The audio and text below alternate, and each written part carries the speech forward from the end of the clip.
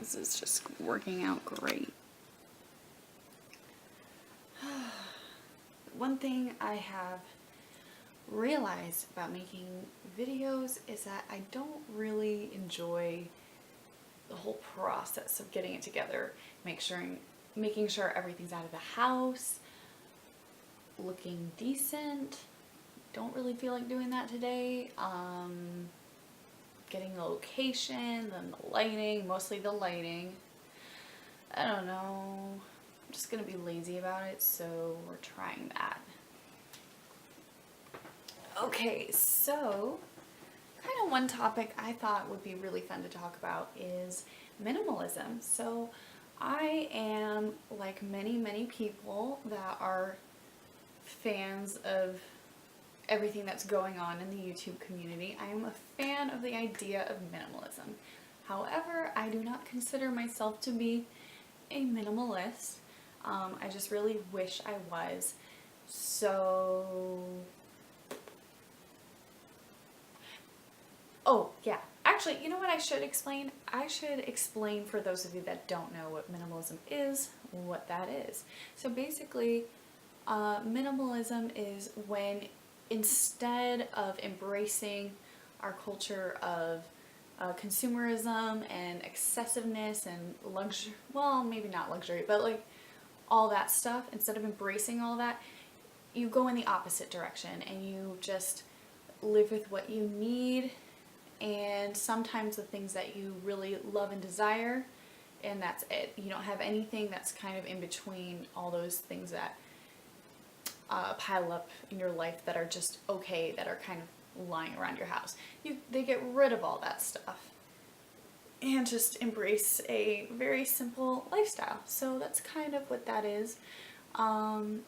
It's become a bit of an area that people try to be pretentious in, as with any major trend that's going around YouTube. So some people might, when you think of minimalism, they might think of the artistic style, they might think of interior design. Oftentimes, things like that are inspired by one another. However, it's not one and the same. It's just like, oh, this is minimalistic or like more modern interior design. So that's not the same thing. Many people that are into minimalism do like that kind of design. However, it's not the same thing. So, anyway, really wish I were one of those awesome people. Good for you if you have managed to become a minimalist. I just thought that I would give kind of like a top 5 reasons why I'm a fail at being a minimalist. So, reason number 1, it's because I am very sentimental. So I have a lot of things that I have collected over my life that might show childhood memories. For example, I also have my grandfather's ceramic dog. I gave him for, was it Christmas? I think I gave it to him for Christmas. So a long time ago, I asked him, hey Grandpa, what do you want for Christmas? And he said, I want a dog. He meant like a real dog. Grandma hates dogs, so and I was a small child that wouldn't buy a dog, so that was kind of just something funny. I just got him a ceramic dog, probably from like the dollar store or something. But after he died, I took it back, kind of just like fun memory. So I have things like that all over the place. And some of them are really sweet and meaningful like that, but there are a few things such as movie tickets. Especially in my childhood, I collected movie tickets to every single movie I went to, and I have them in a little box. Why did I keep those? I really do not know. But I still have them. And for some reason, I don't want to let some of those go, because some of them are like really iconic movies to me that, they're kind of like movies that aren't really made anymore, like Lord of the Rings and such. Narnia movies, those are really iconic to me, and I don't, even though it's like, it seems like trash, I don't really feel like getting rid of that. So that's fail number 1.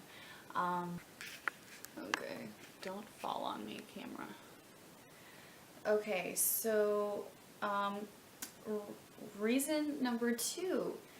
So I think I have too many hobbies. Or rather, if I do have a hobby, I kind of like have too many things that I don't need related to that hobby. I draw, I paint, I read a lot, so I have books everywhere. I study philosophy for fun. So letting go of things related to all those hobbies is really hard for me. I really like learning about different things along those lines. So I just have this huge collection of all this stuff, and I don't necessarily use all of it for years and years, even though I'm really interested in all of it. So I just have so much stuff. It's ridiculous. I'm really trying to declutter a lot of that stuff that it's like, oh, I got all this art stuff and I'm really crazy about it, or somebody bought it for me as a gift, and like, yeah, and then I never get around to using it, and I'm like, I'm not really into that type of art anyway, but I just feel bad giving it away, so it stays in my art cabinet forever. I should do a decluttering video. I should try that sometime. Anyway, moving on. So that's fail number 2. I don't know if I would call this a fail, but fail number 3 is kind of, I'm not rich. So, so I've never had heaps of money or like felt the security of, you know, I've never felt like extreme financial security. I am secure enough, in my opinion. I do have enough. I've always had enough. But I think this has kind of led me to feeling as though I can't get rid of things at times. I'm like, well, what if I got rid of that and then I needed it right after?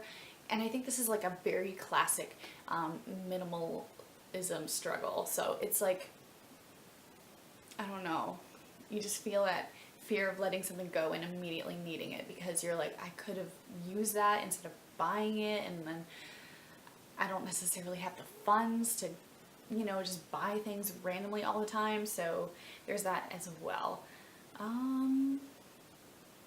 The good thing, I would say the good thing about purging when I do manage to get rid of stuff is that I don't really feel like I miss anything when I do. It's very rare. Actually, you know, maybe once or twice I have, but it's very rare that I actually feel that way. So, ooh, my head itches. Okay, so the 4th reason I am a fail at being a minimalist is just, I think a lot of people can relate to this, but I think it's just the way I was raised.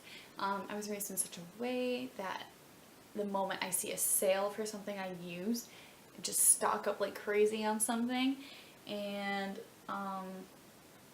you know what, that's actually not such a bad thing, especially if you use it all the time. But if it's something that you just kind of like and you might not really want that badly, it could be a weakness. I would say another habit I have from just the way I was raised is rarely letting things go. So even if it's worn out, like a pair of jeans that have a lot of holes in them, or if it's broken, or if it's like, you know, like a jar of honey that has like literally 1 drop in it, and you just kind of sit there for like a solid 10 minutes waiting for that 1 drop of honey to go down. Like, I just struggle to let things go, but my time could be better used for something in those 20 minutes other than like waiting for a drop of honey to go down. You think I'm exaggerating. I don't really think I am. So that's the struggle with that. Okay, so finally we are at number 5. I get the impulse to buy things from time to time. So this might be for a number of reasons. It could be greediness, it could be boredom. I think a lot of people can relate to this. But I mean, yeah, I don't know. I think it's a combination of both greediness and boredom. Like, it's kind of a common cultural thing to be materialistic in America. I think I've conquered this in many, many areas. However, there are a few things I have not successfully conquered it in, like buying Lush products. Still go crazy on that. It's really hard for me to hold back. But I'm trying. Really, really trying. So there's that. Okay, so that is my list. Let me know what you guys thought. Let me know if you relate to any of this. I really strongly believe that minimalism is a process, it's a learning curve. You are probably always going to be purging and learning from your mistakes, and that's just the way it is. But at some point, it should get to a point where it becomes easier and more manageable. At least that's what I believe. So let me know what you guys think, and say hello to me in the comments. You can. All right. Anyway, I really hope you guys had a wonderful Thanksgiving, and I'll see you next time.